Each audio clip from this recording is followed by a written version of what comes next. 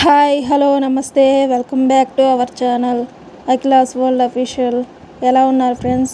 మేమందరం బాగున్నామండి. మీరు కూడా ఇంకా మంచిగా ఉండాలని మనస్ఫూర్తిగా అయితే కోరుకుంటున్నాను. ఇంక ఈరోజు అయితే అమ్మకి వేరే ఊరు వెళ్ళే పని ఉందండి. అందుకని చెప్పేసి త్వరగా పని అంతా పూర్తి చేసుకొని వెళ్ళాలని చెప్పేసి, అంటే రిలేటివ్స్ది మ్యారేజ్ అండి. సో అందుకని చెప్పేసి తర్వాత లేట్ అయితే బాగా ఎండ కదండి, అందుకని కొంచెం పెందలాడ వెళ్దామని చెప్పేసి కొంచెం పెందలాడలు వేసారనమాట. ఈరోజు 5:30 ఆ టైంకి ఇంకా టీ పెట్టుకొని తాగేసి అమ్మ అయితే రెడీ అయ్యి వెళ్ళిపోయారండి. ఇంకా బస్సుకి వెళ్ళేది కాబట్టి దాకా అంత పొద్దున్నే మా ఊరికి ఆటోలు ఉండవుగా, నానైతే తీసుకెళ్ళి వదిలేసి వచ్చారనమాట. ఇంకా నేను మా నాన్న కాబట్టి ఉదయాన్నే అయితే ఇంకా బ్రేక్ఫాస్ట్ కానీ ఉప్మా అయితే చేశానండి, గోధుమ రవ్వ ఉప్మా. ఇంకా ఇల్లంతా కసువులు అన్నీ చిమ్మేసుకొని ఇంకా బట్టలు ఉన్నాయి, ఆ బట్టలు అయితే ఉతికేసి పిండి పక్కన పెడితే నానొచ్చి ఆరేస్తారు. సో అందుకని చెప్పేసి ఇంకా బట్టలు అయితే ఉతుకుతూ ఉన్నాను. ఎక్కువ ఏం లేవులేండి, కొంచెం తక్కువగానే ఉన్నాయి. అవి కూడా చిన్న చిన్నయే, శారీస్ అలా ఏం లేవన్నమాట. ఉన్నాం అది అమ్మ యూనిఫామ్ కాబట్టి అమ్మే ఉతుక్కుంటారు. వైట్ది కదండి, మార్కులు అవన్నీ నేను రుద్దిన పోవని చెప్పేసి అదొక్కటే అమ్మ ఉతుక్కుంటారనమాట.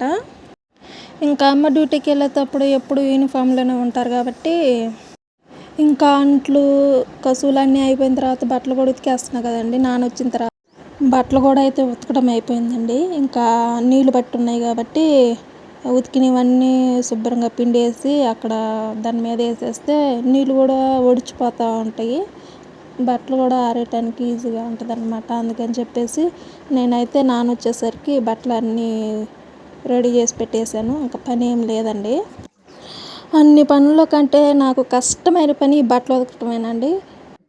ఇంకా అమ్మ తమ్ముడు ఇద్దరు వెళ్ళారండి, నేను నాన్న ఇంటికాడ ఉన్నామన్నమాట. ఇంకా నాన్నకు కూడా ఈరోజు మధ్యాహ్నం భోజనం చేస్తారో చేయరో ఇంట్లో, ఎందుకంటే భోజనాన్ని పిలిచారు. ఇంకా నేను ఒక్కదాన్నే కాబట్టి నాకు ఒక్కదానికి ఇంకా కూర ఏం చేసుకుంటామండి. ఎలాగో సాయంత్రం అమ్మ వాళ్ళు వచ్చేసరికి లేట్ అవుతుంది. ఇంకా సాయంత్రం ఏదన్నా కూర చేసుకుందాంలే అని చెప్పేసి నేనైతే ఇంకా మామిడికాయ పచ్చడి ఉంటే ఆ మామిడికాయ పచ్చడి అయితే వేసుకొని తిన్నానండి. ఇంకా ఈ పూటకైతే ఈ విధంగా అయిపోయింది. ఎటు వెళ్ళాలని కూడా అనిపించట్లేదండి ఈ ఎండకి తట్టుకోలేక. బయటికి వెళ్తే చాలు మామూలు ఎండ కాదండి, ముఖం మాడిపోతుంది అనమాట. మనం ఇంట్లో ఉండి ఒక్కసారిగా బయటికి వెళ్ళిపోతే వెళ్ళి వచ్చామనుకోండి అలాగే ఉంటుంది ముఖం అంతా పేక్కపోయి అసలు ముఖంలో జీవమే ఉన్నట్టే కనిపించదు అనమాట. ఇంకా అన్నం అయితే తినేసిన తర్వాత కాసేపు అయితే రెస్ట్ తీసేసుకున్నానండి. ఇంకా ఎండాకాలం కాబట్టి బట్టలు అవన్నీ త్వరగానే ఆరిపోతాయి, అవన్నీ తీసి మడతలు పెట్టేసి లోపల పెట్టేసుకుంటే ఇంకా సాయంత్రం పెద్దగా పని ఏమి ఉండదు. ఇంకా కసువులు జిమ్మి తిన్న 2 అంట్లు కడుక్కుంటే సరిపోతుంది. ఇంకా ఇంట్లో ఉన్న 4 చెట్లకి నీళ్లు పోస్తే ఇప్పుడు ఈ కాలంలో అయితే ఉదయం పూటేమో భారీగా ఎండ, సాయంత్రం పూటేమో చల్లగా చిన్న చిన్న తుప్పర్లు పడుతూ ఉంటాయి అన్నమాట. తుప్పర్లు అయితే పర్లేదండి, మరి పెద్దగా వాన వచ్చిందంటేనే కాస్త కంగారు పడాల్సి వస్తుంది ఇంటికాడ.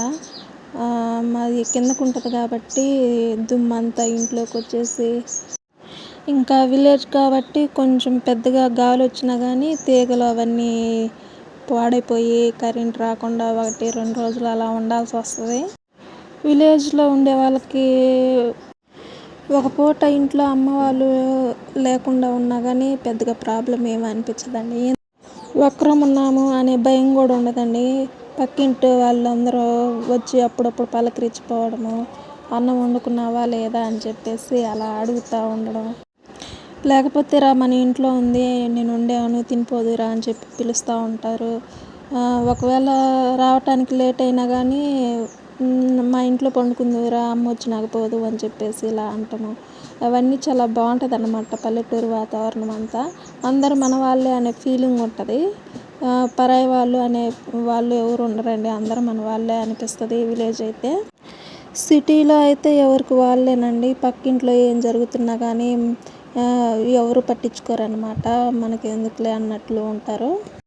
అలా ఉండేవాళ్ళు ఉంటారు, పట్టించుకునే వాళ్ళు కూడా ఉంటారండి. అంటే నేను నార్మల్గా చెప్తున్నా, విలేజ్ అంటే ఇలాగే ఉంటుంది సిటీ కంటే అందరూ విలేజ్నే ఎందుకు ఇష్టపడతారు అని చెప్తున్నాను అనమాట. అంతే, తప్పుగా ఏమీ ఎవరిని ఉద్దేశించి కూడా కాదండి, నా ఫీలింగ్ చెప్తున్నాను అంతే, మీతో షేర్ చేసుకుంటున్నాను.